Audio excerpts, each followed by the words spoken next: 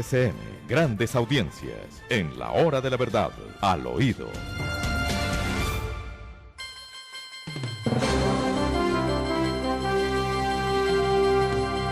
Yo tengo que hacer una pregunta al oído, no por razones de carácter personal ni por curiosidad morbosa, sino porque las instituciones son para que las instituciones funcionen. Las instituciones no son para verlas languidecer y para que desaparezcan de pronto sin que uno sepa por qué. ¿Este es un problema de orden público o no es un problema de orden público? Siempre lo he dicho y le hemos Muy dicho bien, que sí. es un problema de orden público. Y dentro del gabinete, obviamente, el presidente es el árbitro del orden público en la nación. Eso lo hemos dicho una y otra vez. Y los alcaldes y los gobernadores y los ministros y todo el mundo tiene que estar sujeto a lo que diga el presidente en materia de orden público. Pero la pregunta dentro del gabinete ministerial, ¿cuál es el ministerio encargado del manejo del orden público? El del Interior. El del Interior. El Ministerio del Interior es el ministerio clave en el manejo del orden público. Entonces la pregunta que nos hacemos es perfectamente válida. ¿Por qué en el momento más crítico que el orden público ha tenido en Colombia en muchísimos años ha desaparecido el Ministerio del Interior?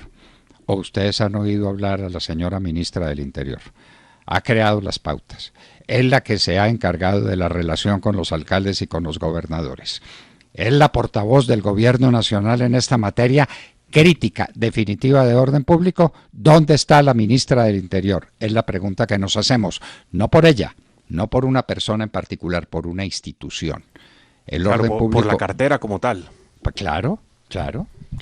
¿Desapareció esa cartera?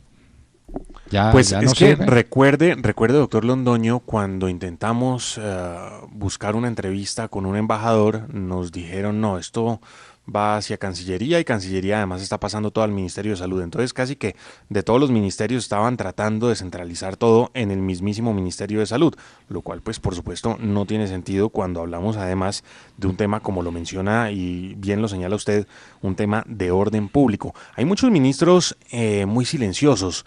La ministra del Interior, por supuesto, la ministra de Ciencia y Tecnología, una cartera que debería estar jugando un rol fundamental en medio de esta emergencia, no se le ve, no se le oye. No, hay muchos ministerios que están pues en la sombra en este momento. Sí, Sergio, pero hay algunos que se pueden quedar en la sombra. Es posible que la ministra de Ciencia y Tecnología nos salga con la sorpresa de que los científicos colombianos descubrieron la vacuna contra el coronavirus porque estaban trabajando en silencio. Es posible, pero el Ministerio del Interior no puede trabajar en silencio. Miren, En esta apertura del Congreso, por ejemplo, del Congreso virtual, ¿dónde estaba el Ministerio del Interior? ¿Dónde está el Ministerio del Interior para dirigir los grandes temas que el Gobierno Nacional tiene que discutir con el Congreso de la República? El Ministerio del Interior desapareció como ministerio y es la pregunta que nos hacemos. No por Alicia yo sobre eso, doctor Fernando, A ver. quisiera, pero hago simplemente una acotación y es una opinión personal. Yo sí creo que las salidas de la ministra del Interior fueron bastante difíciles para el gobierno Duque por la forma como se expresó. Y yo sí creo también que de alguna manera alguien en Palacio le tuvo que haber dicho que tenía que moderarse, que tenía que evitar decir lo que pensaba porque le estaba generando algunos inconvenientes al gobierno. Yo creo, doctor Fernando, que eso también hay que decirlo. Ustedes recuerdan Pero es cuando que no por se lo menos en moderó, un tuit es que no se moderó, es que desapareció. Bueno, entonces diga, pues, ¿cómo puede uno permitir que en el caso crucial del desorden público o del orden público en Colombia desaparezca el Ministerio del Orden Público? Mire, doctor Yo no Fernando, entiendo. uno le ha hecho seguimiento a todo el trabajo que se ha hecho entre el Congreso de la República y la Presidencia en medio de esta coyuntura y del inicio de sesiones virtuales. La ministra ha tenido cuando menos 2, y puedo que me equivoque en la tercera, o 3 reuniones con las diferentes bancadas para analizar los temas legislativos. No hay mucho que analizar, dirían cualquiera en la calle, pero sí, realmente sí lo hay y es la agenda que no ha podido arrancar y que esta semana que estamos viviendo en estos momentos es clave para decir cuáles proyectos se van a votar y por fin iniciar un proceso que todos tienen tanto miedo de darle rienda porque dicen, hombre, ¿qué tal terminemos prevaricando? Eso es lo que dicen los congresistas, pero la ministra realmente, voy a decir una cosa ahí como medio compleja, la ministra cayó en desgracia realmente el momento en el que trató de salir al país a explicarles en qué consistía el decreto de emergencia y las medidas, y la vimos muy perdida, la vimos embolatada, e inclusive recuerdo que ella decía, no es momento para cerrar las ciudades, esto no puede ser tomado de esta manera. Los alcaldes y los gobernadores que venían de una reunión con el presidente de la República se sintieron, muchos de ellos, agredidos porque decía, ¿cómo así? Nosotros decretamos mucho cerrar los municipios y los departamentos por salud pública, y la ministra nos dice que nosotros no podemos hacerlo, que el presidente es el que da la orden, que ella es la que tiene que expedir el decreto. ¿Por qué son así? O sea, ¿por qué ese maltrato quizá que se sintió en algún momento? Y eso permitió que el presidente dijera, vea, voy a designar unos voceros naturales, el ministro de Agricultura, el ministro de Salud, el ministro de Hacienda, y ella no quedó en esa vocería. Esos no son voceros naturales, sino antinaturales. Es como si la ministra del Interior fuera la que estuviera mandando en los hospitales y diciendo qué es lo que hay que hacer en los quirófanos y cómo se tiene que tratar el COVID-19. Pues, sería un absurdo. No puede haber confusión de papeles. Y si la ministra cayó en desgracia, pues quítela y ponga un ministro que cumpla las veces de ministro del Interior, que es el ministerio clave, porque es el Ministerio del Orden Público. Ayer, lo decíamos aquí, lo que hubo en Bogotá y en muchas ciudades del país fue un verdadero relajo. Es decir, se desbordó el desorden público en Colombia en muchos de los aspectos de su actividad y esto no puede continuar así. ¿Dónde está el ministro del ramo? No, ¿Dónde está el ministro? No. No se le olvide, la Policía Nacional es un elemento decisivo en el manejo del orden público, siguiendo las instrucciones ¿de quién? Del ministro del Interior. Sí, bueno, muy bien, muy bien. Entonces, ¿cómo prescinde usted del Ministerio del Interior, que es el Ministerio del Orden Público, en momentos en que lo que está en juego fundamentalmente es el orden público? Es como si prescindiéramos del Ministerio de Hacienda y del Ministerio de Planeación Nacional y le encargáramos el tema al Ministerio de la Vivienda. Pues, no tiene sentido. Solo un datico para refrescar la memoria. El 18 de marzo, la ministra, recuerde usted, salió a explicar públicamente el alcance del decreto de orden público que redactó pues su propio ministerio con la presidencia.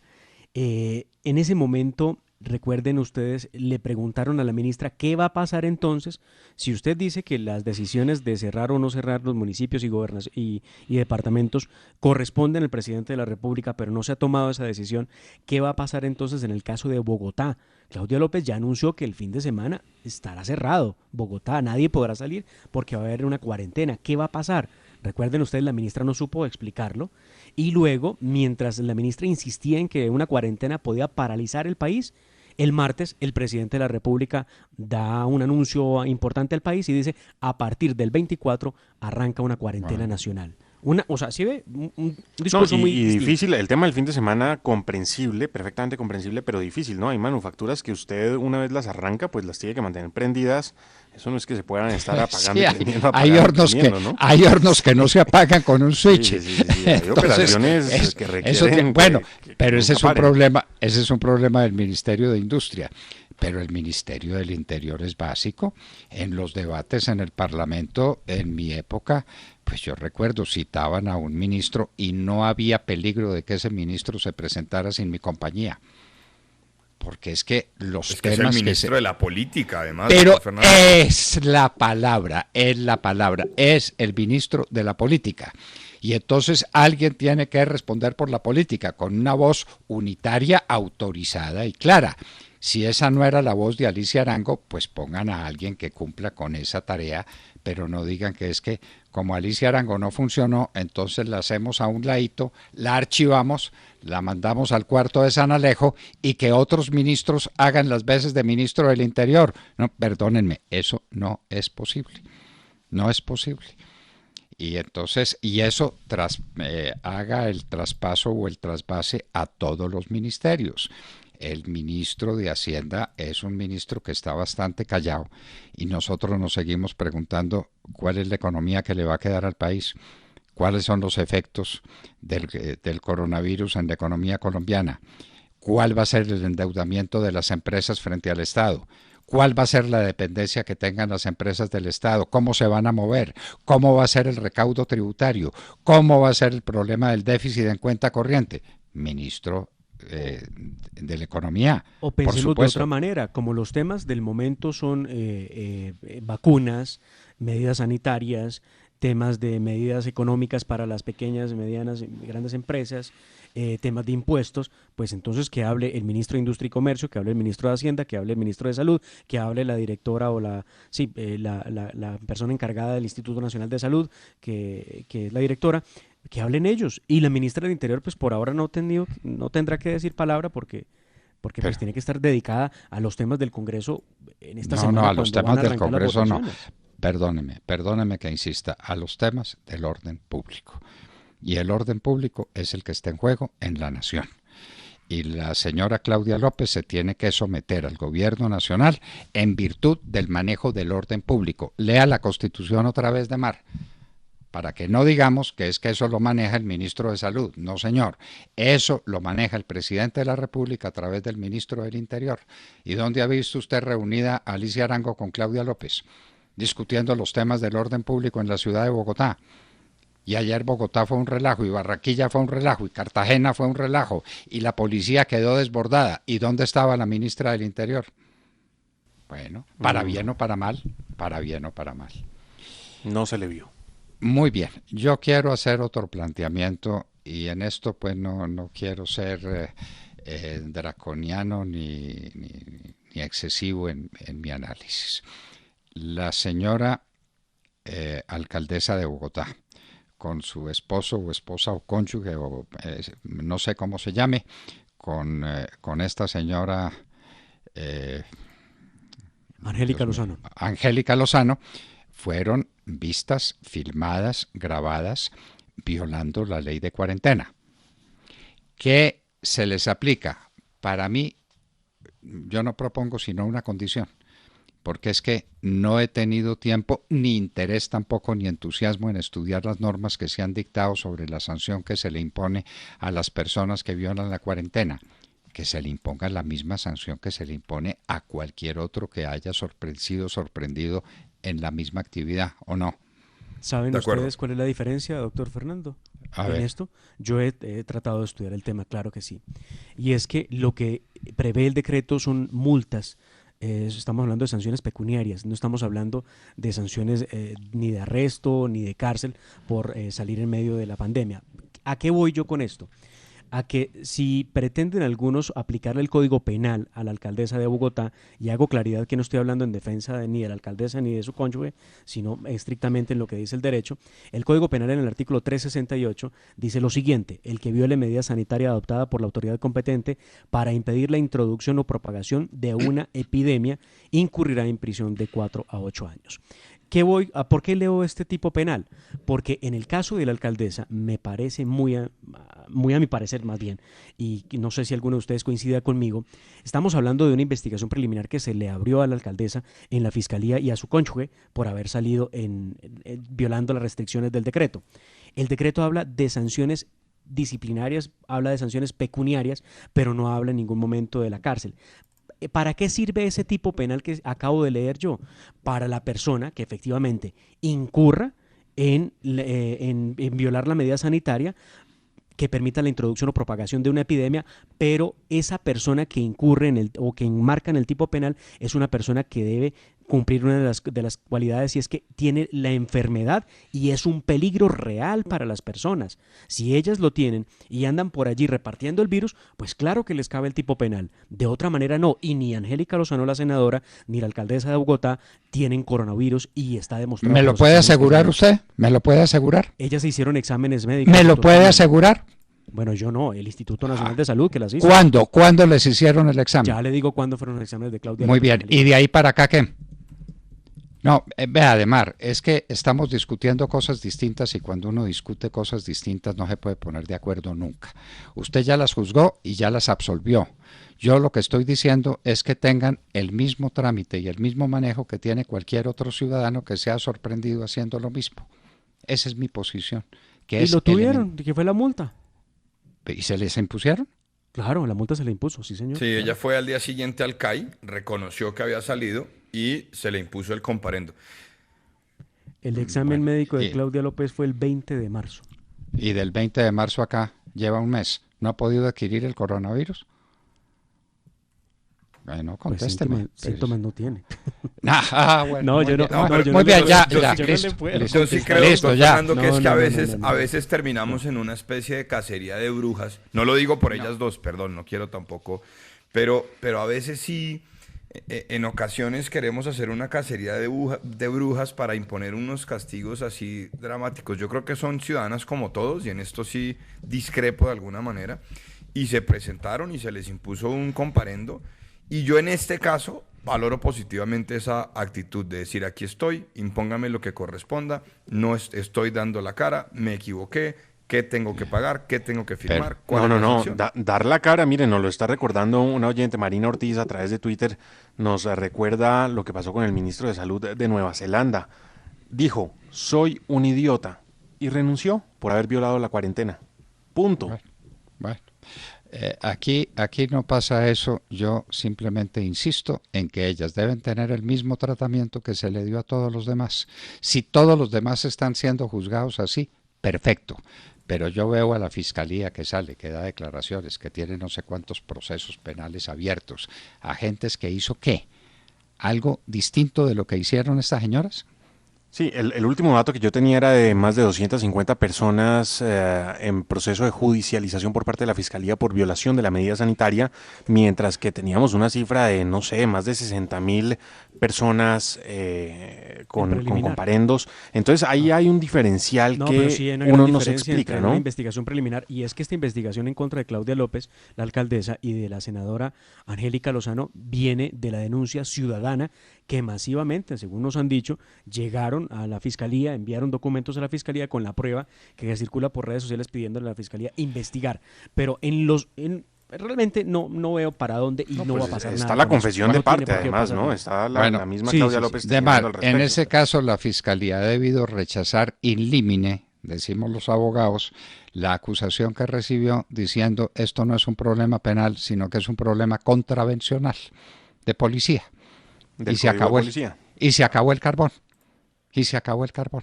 Pero ¿por qué a unos les inician proceso penal y a otros no? Es lo que no entiendo. Es lo que no entiendo y es contra lo que protesto. Y yo no quiero que a Claudia López la destituyan, ni que le quiten el carácter de alcaldesa, ni que a la señora Lozano la dejen a un lado del Congreso de la República, en absoluto, en absoluto. Solamente quiero que sean tratadas como cualquier ciudadano. ¿Será mucho pedir? Bueno, Muy Pues mal. es que es lo que Eso es corresponde, mucho ni pedir. siquiera Y habría que- que pedirlo, ¿no? y que el Cumplimos fiscal con la se ley y la ponga Constitución. y que el fiscal se ponga de acuerdo con alguien. Aquí es donde echaría yo de menos la presencia del ministro del Interior discutiendo con el fiscal. A ver, señor fiscal, ¿a la gente la vamos a meter a la cárcel y la vamos a llevar ante los jueces penales o les vamos a poner una multa de policía? Ese es un problema de orden público. Eso es un problema de orden público. Si ella se presentó, si pagó la multa y si eso es lo que le están haciendo a todos, magnífico, magnífico. Y vuelvo a felicitarme, como me felicité por tener una alcaldesa que había hecho unas declaraciones muy claras en ese sentido. Salvo el último renglón donde aprovechó para meterle un sablazo al presidente de la República que no tenía nada que ver con el asunto. Estaba diciendo que no Para interviniera. tratar de darle tintes y politizar la investigación. Bueno, insinuando que pero es una persecución política. admitió que había cometido un error, que había dado un mal ejemplo, que se había portado mal. Todo eso lo admitió. Usted recuerda el caso del ministro que dijo, soy un imbécil y renunció. Ella dice, pues soy una imbécil que hice esto y esto y aquello, pero sigo gobernando. Son maneras de vivir la vida. Pero, insisto, para ellas el mismo tratamiento que se le da a los demás ciudadanos y que se pongan de acuerdo con el fiscal, alguien, para saber si ir al mercado con varias personas es un delito o una simple contravención policial. Pónganse de acuerdo y díganle a los ciudadanos eso que es. Pero la gente tiene que saber. Si violo la cuarentena, ¿me ponen una multa o me meten a la cárcel 4 años? ¿Al fin qué? Esa es la pregunta de Mar. Entonces, bueno. Si se demuestra que usted tiene la enfermedad y que estaba por allí andando sin juicio en la calle, pues le corresponde pagar una pena de entre 4 y 8 años por propagación de epidemia.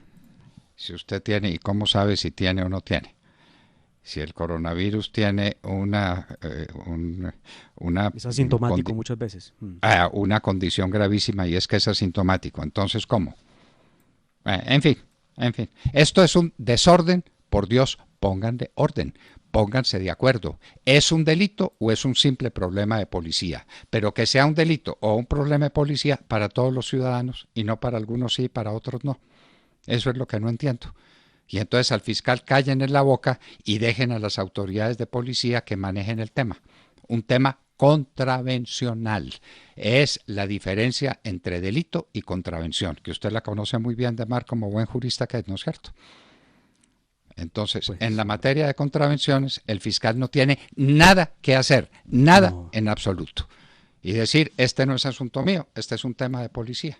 Pero ¿por qué? Recibe unos casos, los admite, instruye la causa y otros casos sí se van a la policía. ¿Por qué? Eso es lo que la gente no entiende y quiere entender. Yo no entiendo. ¿Por qué para unos es un delito y para otros es una contravención? Sí, es que recuerdo el caso de Villavicencio y los señores que estaban disfrutando de unos ratos de placer y los tomaron a todos, recuerda, los capturaron. Y los mandaron para la casa, Pero los capturaron. Bueno, entonces. Ya, pero estaban en un espacio privado también, es que ahí es muy complicado, ¿no? Muy bien. Estaban en un espacio privado, no público. Al oído, caso grave el del ministro de Agricultura, eso no le conviene al gobierno, eso no le conviene a nadie, y yo me vuelvo a preguntar, ¿los recursos de Finagro eran para los pequeños y medianos productores o eran para todos? Si eran para todos, ¿qué diablos estamos discutiendo? Si eran para todos, ¿cuál es el problema? Se pregunta por eso, uno, ¿dónde está el problema? ¿Dónde está el problema? Sí, señor, unas empresas grandes recibieron los recursos. Porque fueron los primeros que las presentaron. Pregunta, ¿y a los otros quién los cuidó? ¿Quién los estimuló? ¿Quién les arregló las cosas? ¿O las hicieron tan complicadas que solamente eran capaces de acceder a esos créditos los que tenían vicepresidente financiero y tenían director contable y tenían los medios tecnológicos para hacerlo? Ahí sí puede haber un problema. Pero el ministro de Agricultura, ¿qué tiene que ver? Dicta unas normas y si las normas no eran para los medianos y pequeños, ¿de qué nos estamos quejando? Es parecido al caso de Agroingreso Seguro, ¿no? Que en ninguna parte decía el tamaño del predio al cual se pudiera aplicar la norma de Agroingreso Seguro. En ninguna parte. Y además no la aplicó Andrés Felipe Arias, sino que la aplicó una organización internacional que la aplica hace 20 años y que la sigue aplicando, sin que haya pasado nada. Pero Andrés Felipe Arias había que meterlo a la cárcel. Esas son las cosas que indignan, esas son las cosas que uno no logra entender en este país. El tratamiento dispar de las condiciones iguales. ¿Qué es la justicia? Claro, es que, doctor Londoño, en esa manía ha caído el país por cuenta de la estratificación, por cuenta de creer que unas cédulas pues valen más que otras, cuando los privilegios y los beneficios pues deben ser para todos por igual. Lo vemos con el tema de las empresas, lo vemos con el tema de los subsidios, en fin.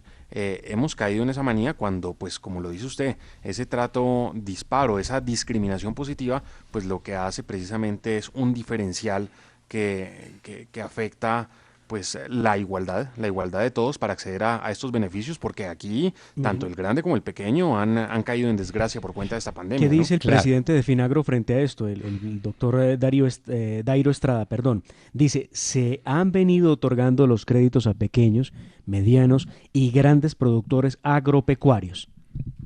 Ahí no hay discriminación, ahí no dice que solamente era para pequeños o para medianos. Listo, si no lo dice, ¿por qué el escándalo? Usted ve todos los canales de televisión insistiendo en que le dieron los recursos a grandes productores. ¿Dónde estaba prohibido? Claro, y es que presumen que por ser grandes, entonces tienen toda la liquidez, toda la caja, y eso no es así, no es así. Lo más que grandes, no, más dificultades para la nómina y demás. Lo que no está prohibido está permitido. ¿Ya? Entonces yo, como gran productor, tengo acceso al crédito y voy y lo pido, y me lo dan, y me van a meter a la cárcel por hacer una cosa que está permitida.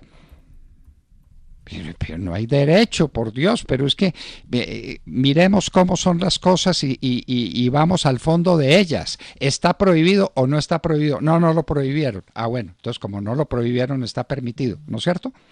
Pero usted no lo debía hacer, Así dicen es. algunos. Está permitido, bueno. No, Entonces, ahí como, sí ya Pero estamos en otro mundo. según la moral de algunos, que no tienen en cuenta los balances de las empresas grandes ni nada. Pues, pero es que la moral ¿dónde no sopla el tiene viento? nada que ver en esto, Sergio.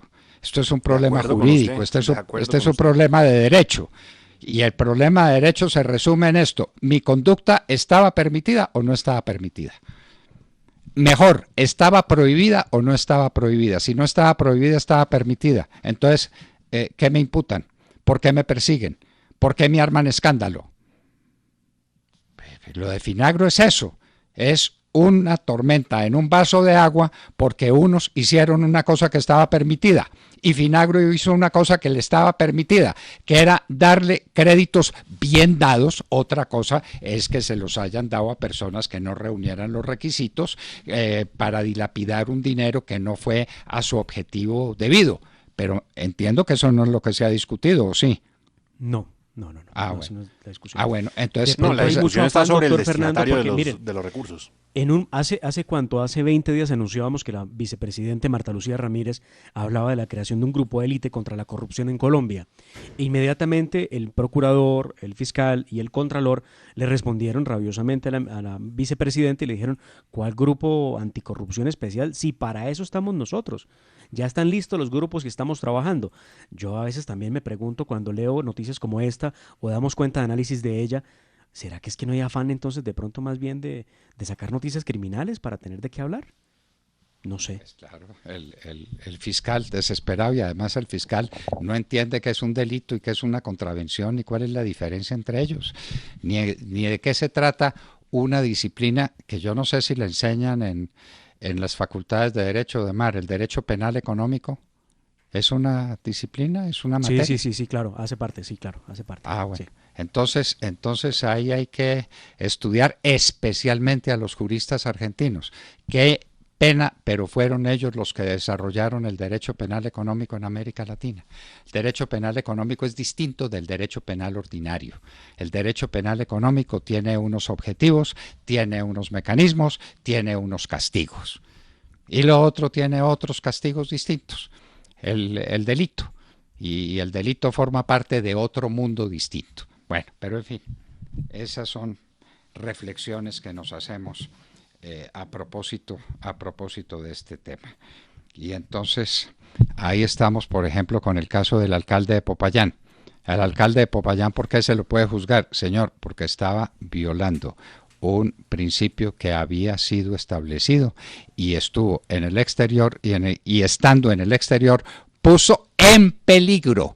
Eso es lo que se llama un delito de riesgo. No tiene que consumarse, no tiene que haber contaminado a otros, como efectivamente sí los contaminó, ¿no? ¿Se acuerdan de...? Pero recuerde que al alcalde de Popayán no lo están juzgando por las violaciones a las medidas sanitarias. No es el delito que le endilgan al alcalde, sino por la falsedad. presunta falsedad ideológica en documento público por el tema del cálculo de las fechas.